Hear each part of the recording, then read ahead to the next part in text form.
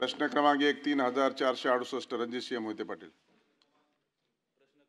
1468 मध्ये छापल्याप्रमाणे सभापतीमध्ये स्पेसिफिक प्रश्नालाच येतो की राज्यात 4 ट्रिगर पद्धतीनं विमा दिला जात होता, पण त्यातल्या 3 स्थानिक नैसर्गिक आपत्ती, हंगामातील प्रतिकूल परिस्थिती व काढणी पश्चात नुकसान भरपाई ह्या 3 गोष्टी त्यातनं वगळण्यात आलेल्या आहेत. आणि फक्त एकाच नुकसान भरपाईवरती त्या ठिकाणी केवळ पीक कापणी प्रयोगाच्या आकडेवारीवरतीच विमा त्या ठिकाणी दिला जाणार आहे. हे करण्याचं प्रयोजन काय? आणि हे जी आकडेवारी जर दिली सभापती महोदय तर 2024 स्थानिक नैसर्गिक आपत्ती ट्रिगर खाली महाराष्ट्रात 2552 कोटी रुपये शेतकऱ्यांना मिळाले. दुसरा, हंगामातील प्रतिकूल परिस्थितीत 7013 कोटी रुपये मिळाले. काढणी पश्चात नुकसानीसाठी म्हणून 259 कोटी रुपये महाराष्ट्रातल्या शेतकऱ्यांना मिळाले. आणि आता ह्या 3 गोष्टी ह्यातनं वगळल्या गेलेल्या आहेत आणि फक्त एकच ठेवलेली गेलेली आहे, ती पीक कापणी प्रयोगावर आधारित नुकसान भरपाई. गेल्या वर्षी फक्त 59 कोटी रुपये महाराष्ट्रातल्या शेतकऱ्यांना मिळालेले आहेत. म्हणजे एवढी कमी नुकसान भरपाई पीक विम्यातून आपल्याला मिळणार आहे. तर हे करण्याचं कारण काय आणि हे परत त्या ठिकाणी दुरुस्ती करेल का, हा पहिला प्रश्न. आणि दुसरा प्रश्न असा की नुकसान झाल्यानंतर 72 तासाच्या आत शेतकऱ्यांना त्या ठिकाणी नोंदणी करायची आहे किंवा त्या ठिकाणी आपली नोंद करायची आहे, नुकसान भरपाईची मागणी त्या ठिकाणी दाखल करायची आहे. पण 72 तासात त्याची 8 शेतकऱ्याला आहे, पण 2-2 वर्ष झालं अजून पीक विमा मिळत नाही. त्यामुळे त्या पीक विमा कंपनीवरती कायदेशीर कारवाई करणार का, हा दुसरा प्रश्न. आणि तिसरा प्रश्न की जर का ह्या सगळ्या 8-10 विमा कंपन्यांवरती आपल्याला अवलंबून राहावं लागत असेल तर महाराष्ट्र शासन स्वतःची पीक विमा कंपनी सुरू करणार का, हा माझा 3 प्रश्न आहेत.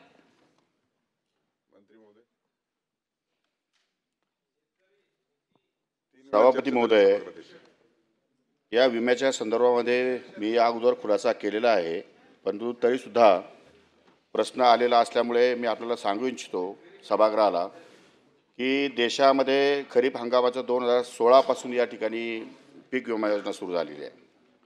आणि योजना राबवत नसलेली राज्य पंजाब, अरुणाचल प्रदेश, मिझोराम लगायत 4 राज्य ही योजना राबवत नाही. या योजनेतून बाहेर पडलेले राज्य आहेत बिहार, पश्चिम बंगाल, गुजरात, झारखंड, आंध्र प्रदेश, तेलंगणा आणि जम्मू काश्मीर या राज्यांनी या ठिकाणी पीक विमा योजनेतून माघार घेतलेली आहे, त्याच्यातून बाहेर पडलेले आहेत. झारखंडने आपल्या धर्तीवर पुन्हा एकदा 1 रुपयाची पीक विमा योजना सुरू केली. झारखंडमध्ये 15,000 एकरची लागवड सभापती महोदय या ठिकाणी प्रत्यक्षात झाली आणि 38,000 अर्ज आले. त्यामुळे झारखंडने राज्याने सुद्धा या पीक विमा योजनेवरती या ठिकाणी कीप माउंट ठेवलेला आहे. त्यांनी कुठल्याही प्रकारची भरपाई अद्याप दिलेली नाही. मोठ्या प्रमाणामध्ये गैरप्रकार होत असल्यामुळे या पीक विमा योजनेमध्ये पुनर्रचना या ठिकाणी करण्यात यावी असा राज्य सरकारचा निर्णय या ठिकाणी झाला. आणि त्यामुळे या ठिकाणी राज्य सरकारने एक वेगळा निर्णय घेतला आणि त्या दृष्टिकोनातून नवीन पीक विमा योजना राज्य सरकारने या ठिकाणी सादर केलेली आहे. जुन्या पीक विमा योजना आपण या ठिकाणी 1 रुपयाची बंद केलेली आहे. नंबर 1. नंबर 2, सन्माननीय सदस्यांचं जे म्हणणं आहे की या पीक विमा योजनेच्या माध्यमातून जे 4 ट्रिगर वगळण्यात आले आहेत, तर आतापर्यंतच्या संपूर्ण ट्रिगरचा जर आपण अभ्यास केला त्या ट्रिगरमध्ये जवळपास 50% ट्रिगर फक्त पीक कापणी प्रयोगावर आधारित आहे. फक्त 50%मध्ये शेवटच्या क्षणाला पीक कापणी प्रयोगावर आपण या ठिकाणी त्या शेतकऱ्यांना विमा भरपाई देतो. दुसरी गोष्ट अशी आहे की सभापती महोदय की NDRF आणि SDRFमधून आपण त्या शेतकऱ्यांना आपत्तीग्रस्त शेतकऱ्यांना नुकसान भरपाई या ठिकाणी देत असतो. अधिकची रक्कम विमा पण या ठिकाणी आपण देतो. त्यामुळे मोठ्या प्रमाणामध्ये गैरप्रकार या ठिकाणी उघडकीस आल्यामुळे आमच्या कंपन्यांनी काही विमा कंपन्यांनी काही CSC सेंटरवाल्यांनी या ठिकाणी खूप गैरप्रकार या ठिकाणी केले आणि त्यामुळे राज्याला विमा संदर्भामध्ये एक वेगळा निर्णय या ठिकाणी घ्यावा लागला आणि त्या दृष्टिकोनातून आपण निर्णय घेतलेला आहे. आतापर्यंत विमा कंपन्यांना जवळपास 10,000 कोटी रुपये नफा मिळालेला आहे.